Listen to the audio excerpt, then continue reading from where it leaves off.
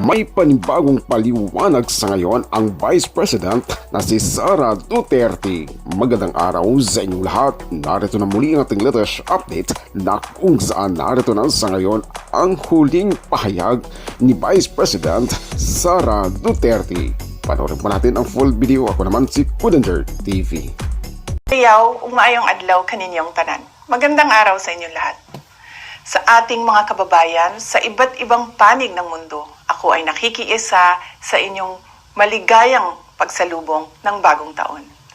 Ang taong 2024 ay sumubok sa ating katatagan at humulma sa atin bilang isang sambayanang naninindigan para sa katarungan at kaunlaran. Ngayong 2025, sama-sama nating harapin ang iba't ibang hamon na magpapatibay sa atin bilang isang bansang patuloy na nananalig sa Diyos at nagtutulungan para sa ikauunlad at ikabubuti ng ating pamilya.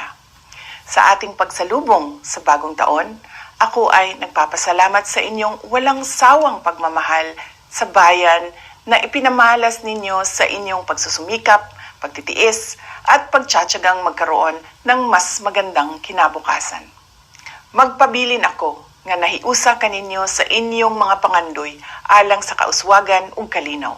Atong atubangon ang bagong tuig uban ang paglaom nga ang tanan natong mga kalisod ug mga paningkamot sa ngadtong-ngadtong makahatag og positibong kausaban. Ang lahat ay para sa Diyos, sa bayan at sa bawat pamilyang Pilipino. Happy New Year sa inyong lahat. Syukran.